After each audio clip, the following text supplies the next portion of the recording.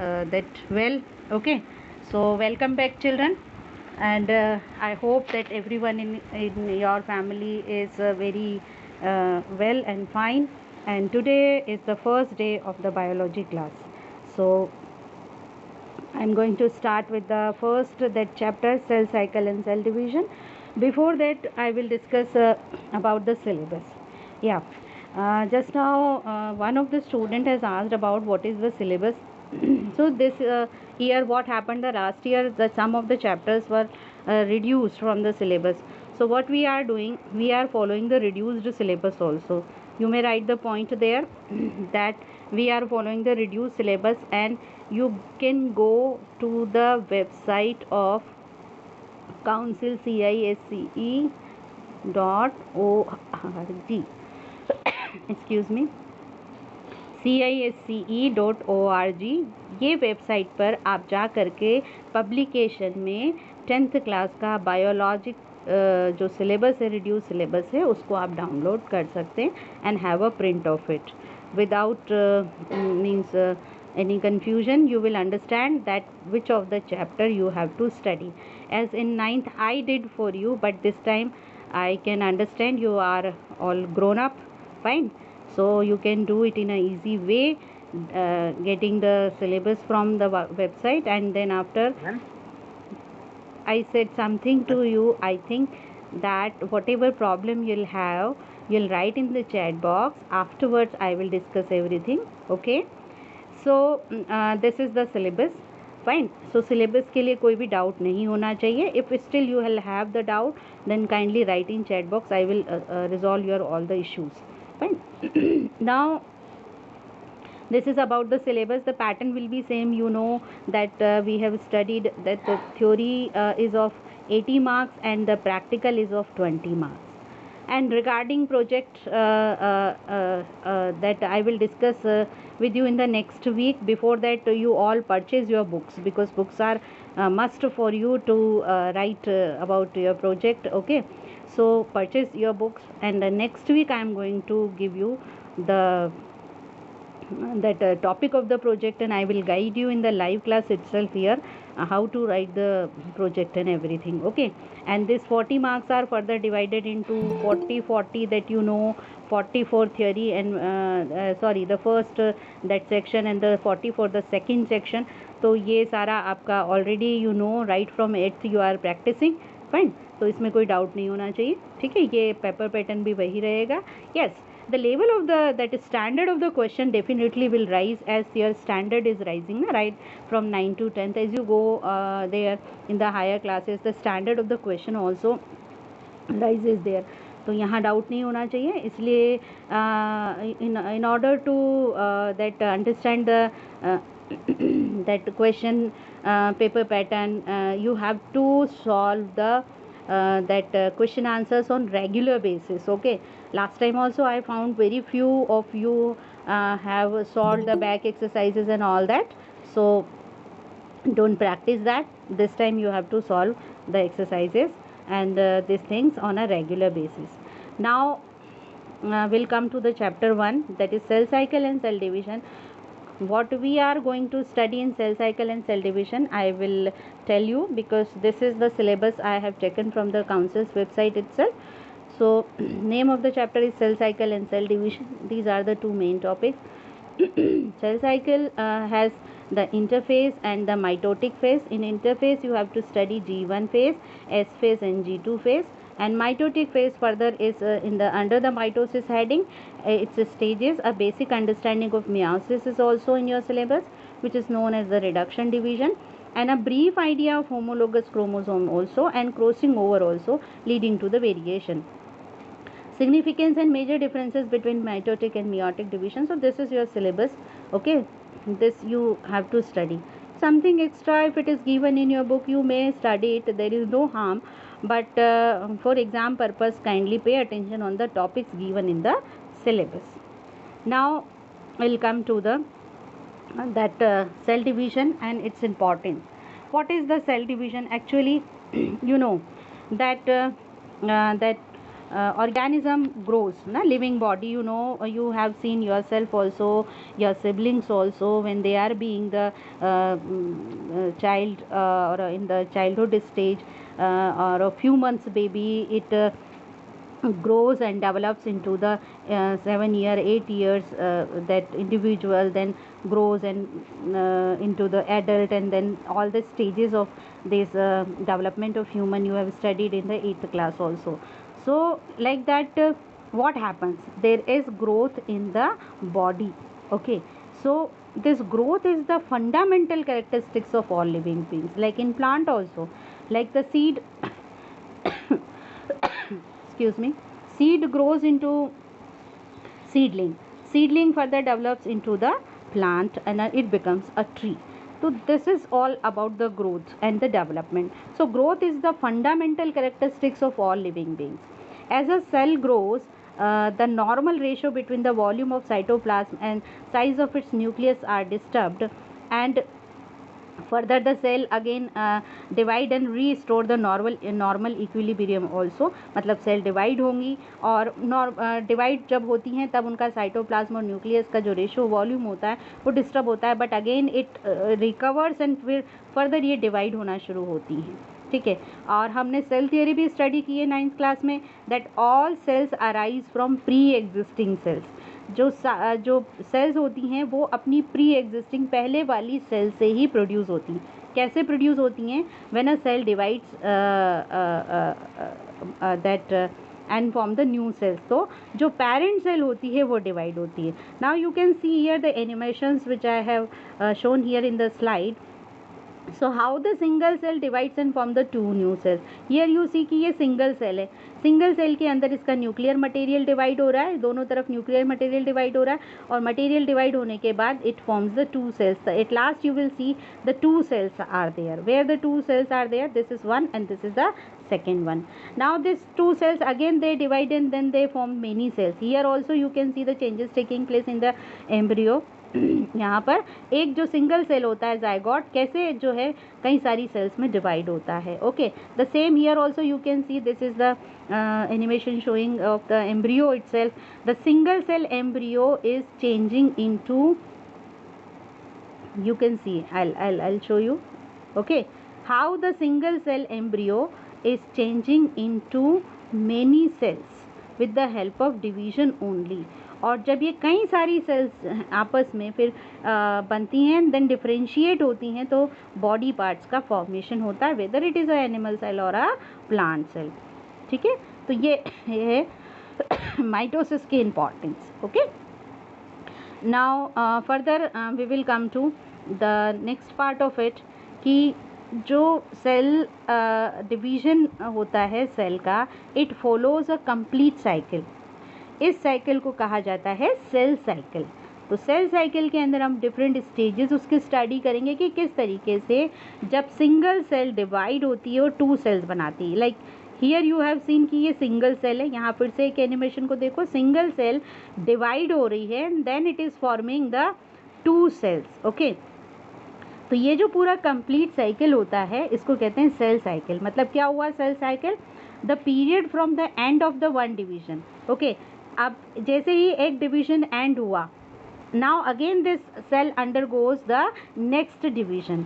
So the period from the end of one division of a cell to the end of next division, this is called as the cell cycle. इसको कहते हैं cell cycle. The entire cell cycle is mostly of the duration of 10 to 30 years in eukaryotes, where the whereas for actual division only about 30 minutes to 1 hour is taken. तो जो cell cycle होता है वो काफ़ी लंबा period होता है eukaryotes में, 10 to 30 आवर्स का. तो ये है cell cycle, the period from the end of one division of a cell to the end of the next division, and various that changes taking place in the cell cycle are divided into two phases. और ये two phases क्या हैं? ये हैं interphase and the that division phase. तो ये two phases होती हैं. I'll show you here interphase and the division phase. So where is the division phase? ये जो माइटोसिस है ये डिवीजन फेज है. G1, S और ये है G2 phase. Together all this three they form the interface. तो सबसे पहले सेल रहेगी इंटरफेस के अंदर, और इंटरफेस जैसे ही कंप्लीट होता है तो सेल एंटर करती है डिवीजन फेज में, जिसको कि हम माइटोसिस कहते हैं. Now its detail I will explain you in the next slide. Will come to the cell cycle. Okay, repeating cycle of growth and division. Actual में सेल साइकिल क्या होता है, जब सेल बराबर ग्रो हो रही है, डिवाइड हो रही है, तो ये रिपीटिंग साइकिल चलता है इसका ग्रोथ और डिवीजन का. एज आई सेड यू कि जो सेल साइकिल है उसमें दो फेजेस होती हैं. पहली फेज जो है इसकी है इंटरफेस, और जो सेकंड फेज है वो इसकी है माइटोसिस डिवीजन फेज, जिसको हमने कहा. ओके, अब जो इंटरफेज होती है it takes up 80% of the cell's life. ठीक है, जो 80% जो है सेल की लाइफ है वो किस में जा रही है, इंटरफेज में. और इसके अंदर फर्दर 3 फेजेस होती हैं, G1 phase, S phase and G2 phase.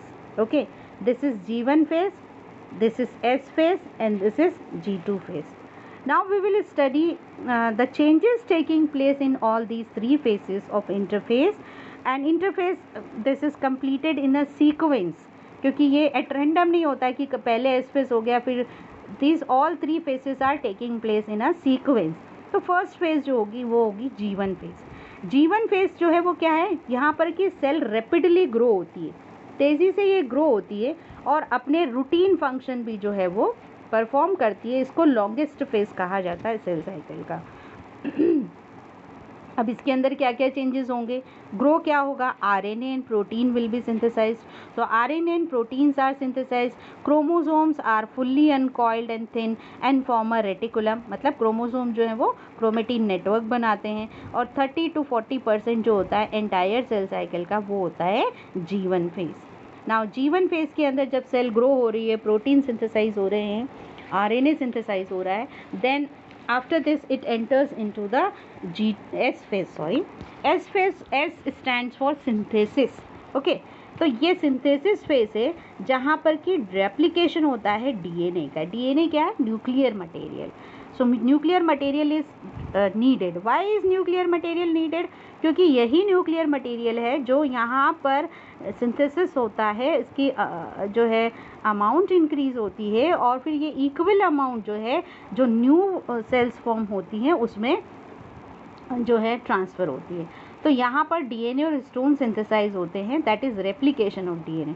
तो यहाँ पर डीएनए रेप्लिकेट करता है, एस फेज के अंदर रेप्लिकेट करता है. रेप्लिकेशन का क्या मतलब होता है, फॉर्मेशन ऑफ रेप्लिका. रेप्लिका मतलब कॉपी, तो डीएनए अपनी कॉपी बनाता है. Okay, so DNA replication it is taking place in the S phase, DNA replication. And यहाँ पर जो है each chromosome is divided into 2 chromatids, and this phase actually constitutes 30 to 50% of the entire cell cycle. Then we will come to the G2 phase. The last phase क्या है इसकी, G2 phase है. अब G2 phase के अंदर क्या होता है, ये भी ग्रोथ का ही सेकेंड फेज है. आरएनए और प्रोटीन जो हैं वो सिंथेसाइज्ड होते हैं. वैसे G stands for gap, okay, not for growth, remember.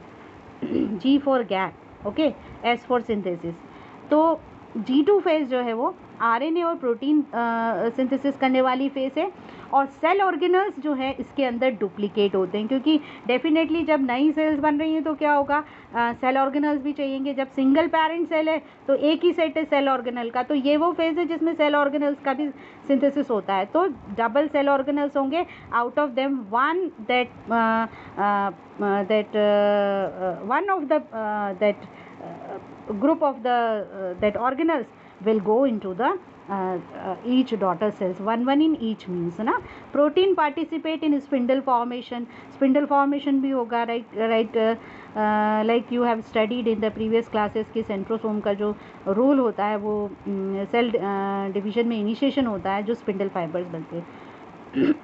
Spindle fibres क्या होते हैं, will study in the detail. So in this manner interface is completed. Okay, so hope you understood it well. If you have still the doubt, then we will discuss it at the last of the class. Okay, so इस तरीके से interface complete होती है. It includes G1 phase, S phase and G2 phase. Kindly remember the sequence of the stages. Okay, now next we will come to the phase which is the mitosis. As I said you कि जो cell cycle में जैसे ही interface complete होता है तब आपकी आती है माइटोसिस. अब माइटोसिस के अंदर क्या क्या चेंजेस होते हैं that we will going to study in detail. अब जो इंटरफेस है उसके अंदर क्या क्वेश्चन फ्रेम हो सकते हैं that I will tell you कि इंटरफेस के अंदर एक क्वेश्चन ये बनता है कि differences between G1 phase and G2 phase. Kindly note down in your notebook और in your book with the pencil. Difference आ सकता है आपको G1 फेज और G2 फेज में. क्या डिफरेंस होता है G1 और G2 फेज में कि G1 फेज जो है वो the phase before the S phase, G2 phase after the S phase. G1 phase के अंदर क्या होता है प्रोटीन्स और आरएनए का सिंथेसिस होता है और G2 फेज के अंदर क्या होता है प्रोटीन आरएनए का सिंथेसिस तो होता ही है साथ में सेल ऑर्गेनल्स भी जो है वो डुप्लीकेट होते हैं. तो ये डिफरेंसेस हैं. Next we will come to the M phase. ऐसा ही सेड यू कि एम फेज मतलब माइटोसिस. माइटोसिस मतलब डिवीजन. डिवीजन किसका हो रहा है. अब यहाँ पर जो डिवीजन है वो हम 2 स्टेप्स में स्टडी करेंगे. डिवीजन होगा न्यूक्लियस का और साथ में डिवीजन होगा साइटोप्लाज्म का. सो G2 फेज जैसे ही कंप्लीट होता है the cell undergoes in the M phase. This is mitotic phase.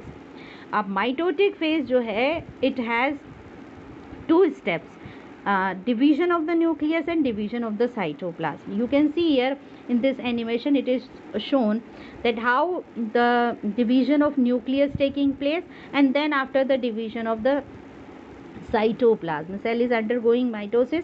Okay. Chromosome का फॉर्मेशन होना और क्रोमोसोम का फॉर्मेशन होने के बाद उनका माइग्रेट करना सेंटर में, फिर माइग्रेट करना पोल्स पर और पोल्स पर माइग्रेट करने के बाद 2 सेल्स का फॉर्मेशन होना. सो दिस टू दैट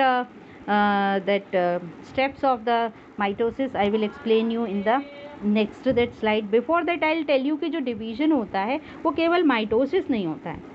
जो डिवीजन होता है सेल डिवीजन बेसिकली जो है वो 3 टाइप्स का हो सकता है. कौन कौन सा. तो फर्स्ट जो डिवीजन होता है वो होता है अमाइटोसिस. ओके.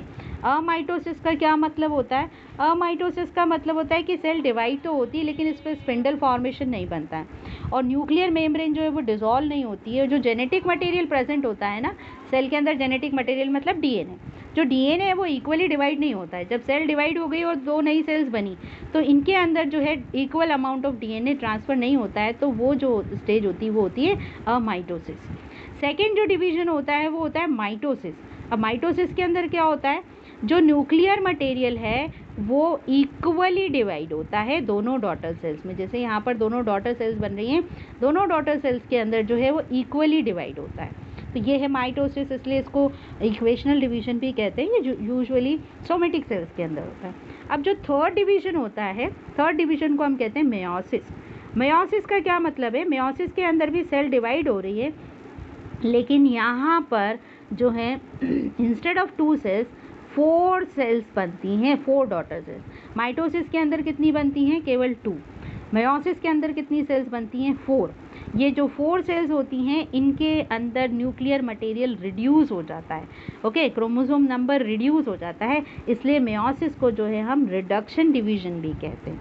ठीक है. I think understood well. So 3 divisions है mitosis, mitosis and meiosis. Mainly you have in your syllabus mitosis and meiosis that we will study in detail. Okay. So now we will come to the phases of the that division.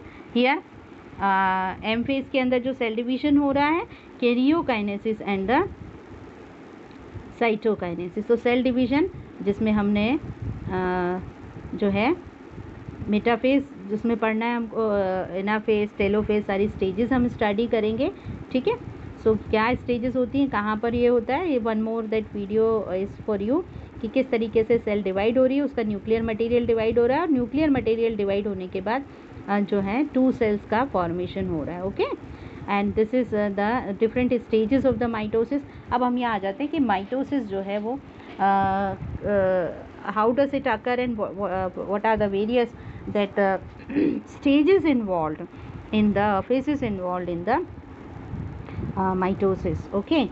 So mitosis is completed into 2 stages. Okay. What are the two stages, as I discussed earlier also, that division of the nucleus and division of the cytoplasm. This mitosis is termed as the equational division also. Equational का क्या मतलब हुआ? Equal. अब suppose हम ये देखें कि जो पेरेंट सेल है उसके अंदर जो न्यूक्लियर मटेरियल का अमाउंट है वो 2n है, ठीक है। तो जो डॉटर सेल बनेगी उसमें भी जो न्यूक्लियर कंटेंट है, जो डीएनए है, या हम ये कहें कि नंबर ऑफ क्रोमोसोम्स, क्योंकि क्रोमोसोम का फॉर्मेशन हो जाता है, वो 2n ही रहेगा। मतलब पेरेंट सेल और डॉटर सेल दोनों में इक्वल अमाउंट होता है, इसलिए हम इसको क्या कहते हैं? Equational division. ओके, नाउ क्या दो स्टेजेस हैं? Karyokinesis and the cytokinesis. Karyokinesis is the division of nucleus, because karyon means nucleus, you have studied. तो यहाँ पर karyokinesis जो है ये डिवीजन है न्यूक्लियस का ऑफ द सेल, और साइटोकाइनेसिस जो है वो डिवीजन है साइटोप्लाज्म का। कैरियोकाइनेसिस जो है वो होता है एम फेज में सेल के, बिफोर द साइटोकाइनेसिस बिगिंस। तो जब सेल का डिवीजन होता है तो it starts with the karyokinesis. तो ये कैरियोकाइनेसिस जो है ये फर्स्ट फेज है एम फेज का, और जैसे ही न्यूक्लियस का डिवीजन कंप्लीट होता है साथ साथ साइटोप्लाज्म का डिवीजन स्टार्ट हो जाता है। तो ये जो है ये सेकंड जो है स्टेज है, ठीक है।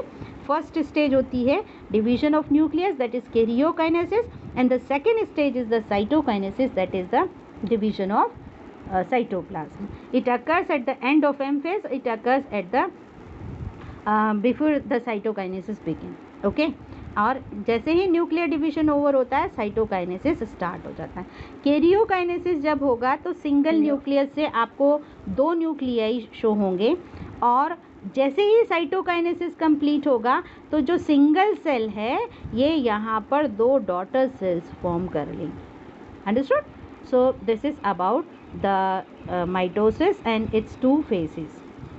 Now karyokinesis further is divided into 4 stages. तो इनके हमको जो है डिटेल स्टडी करना है कि ये 4 स्टेजेस कौन कौन सी हैं, ठीक है।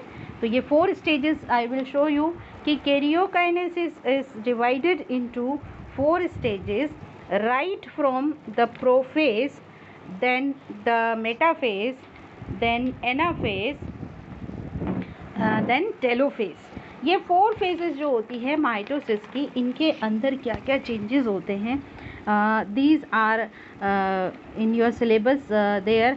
How do you identify that the given diagram is showing the prophase, metaphase, anaphase और telophase. Okay, so this detail here I'll start with you right from the first phase. तो सबसे पहले हम कैरियोकाइनेसिस को फिर से डिस्कस करते हैं कि कैरियोकाइनेसिस जो मैंने आपको एक्सप्लेन किया था, that is the division of the nucleus.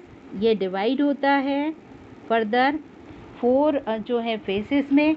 जो फर्स्ट फेज होती है वो होती है prophase, the second phase is the metaphase, the third phase is the anaphase, and the last phase is the telophase.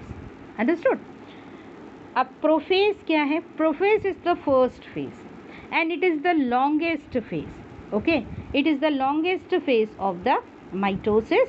And here जो chromatin fibres होते हैं, ये क्रोमेटिन फाइबर्स कंडेंस्ड होकर के क्रोमोसोम बनाते हैं। आई विल शो यू कि किस तरीके से प्रोटीन फाइबर्स जो हैं वो कंडेंस्ड होकर के क्रोमोसोम बनाते हैं।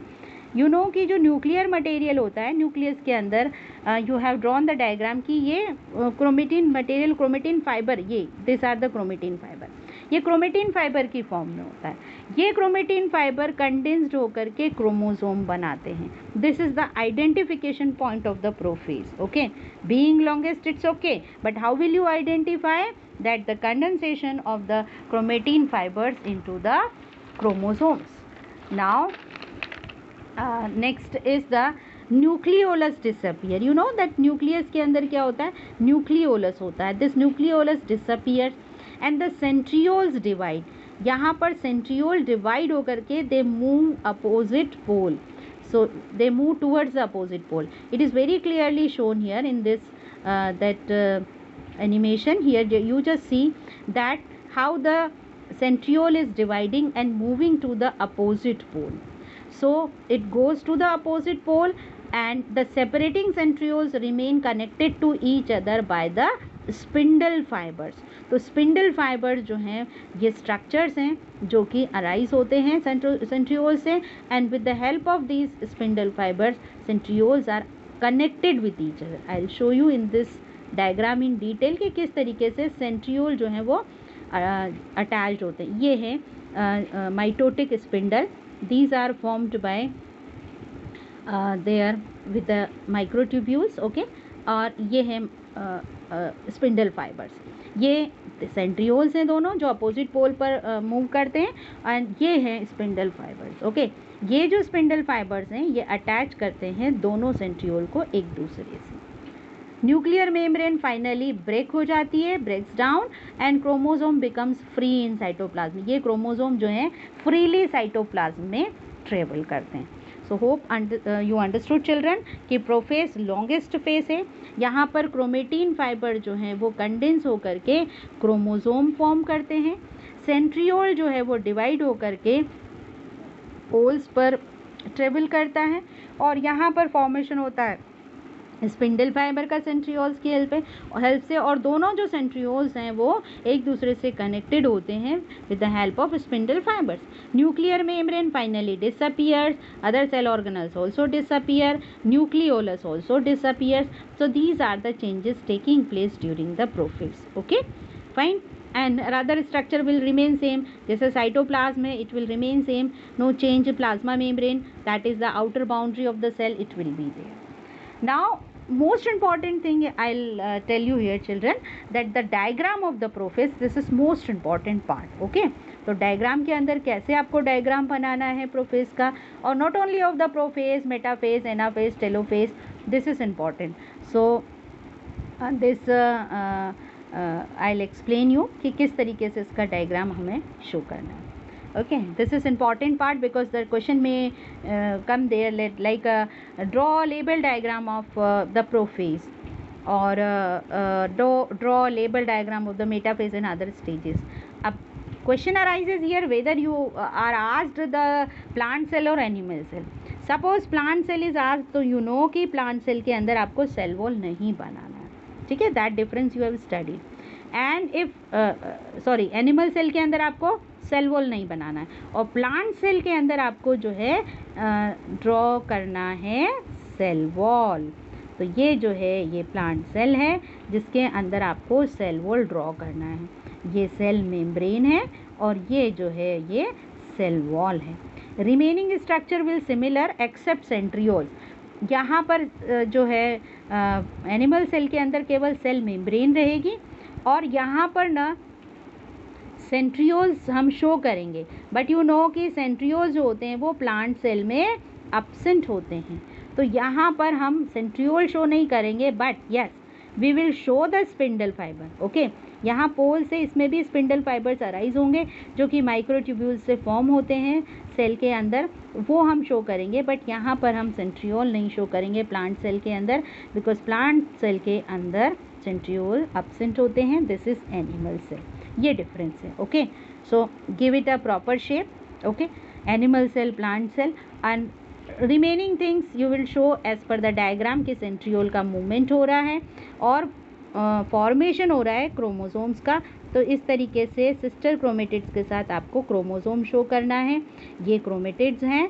Okay, and in the center they are attached with the centromere. अच्छा, नंबर ऑफ क्रोमोसोम वेरी कर सकते हैं, रिमेंबर. ओके, क्योंकि आपने पढ़ा है कि number of chromosomes are specific to the specific species. Okay, some of the species they have 16 chromosome number, like human being we have 46 chromosome number. Okay, so this may vary. कुछ में केवल आपको 4 chromosomes ही मिलेंगे, 2 ही होंगे. तो it depends कि आपको question में क्या पूछा जा रहा है. Suppose draw the prophase with the that chromosome number 3. तो how many chromosomes you will draw? There will be 3 chromosome only. Okay, like this. So hope you understood children. Fine. If it is asked कि 4 chromosomes बनाना है, here also you will do the same. ये plant cell है, plant cell के अंदर भी आपको chromosome show करना है प्रोफेज के अंदर, then you will show the chromosomes like this. Okay, draw proper label diagram. As I am doing it with finger, so I am not able to draw it very correctly. Okay, so but you do it, okay, fine, with the pencil and draw it in a proper way. So diagrams are given in your book. You see them and practice also, because diagrams are very important. Diagram based questions are frequently asked from this chapter, as well as the label diagram of the cell division is also asked. Okay, a particular that phase of the cell division is asked. So diagram of the cell cycle, as I explained you earlier. Okay, let me come to the revision section, little one. Okay, because next phases I will explain you in the coming classes. Cell division, its need, then cell cycle, diagram of the cell cycle, whichever you have in your book, it is correct, because I have taken from the many sources for you. So no problem, the diagram which is given in your book, that cell cycle, you must practice it. Okay, then another is the thing that the diagram of the, this is also the diagram showing the cell cycle. तो इस तरीके से आपको बहुत सारे diagram मिलेंगे, but whatever diagram you have in your book, that is correct, and the diagram of the that different stages also. So these two diagrams today you practice in your notebook. जो notebook आप form कर रहे हैं, biology notebook आपको बनाना है, उसमें आपको की पॉइंट्स लिखना है और डायग्राम्स मेनली प्रैक्टिस करना है, क्योंकि ये स्किल बेस्ड क्वेश्चंस में frequently पूछे जाते हैं. And then the another thing is there, no need to write the things in detail in your notebook. Okay, the key points, the key events taking place, as well as the diagrams are most important. So in this way you will complete your biology notebook. Every day you study it on a regular basis. Have a habit to solve the back exercises also on the regular basis. Okay, remaining we will discuss in the class. Okay, so here this is means this is only the topic for today, and we are going to study remaining part in the coming classes that you have tomorrow. Okay, fine. So here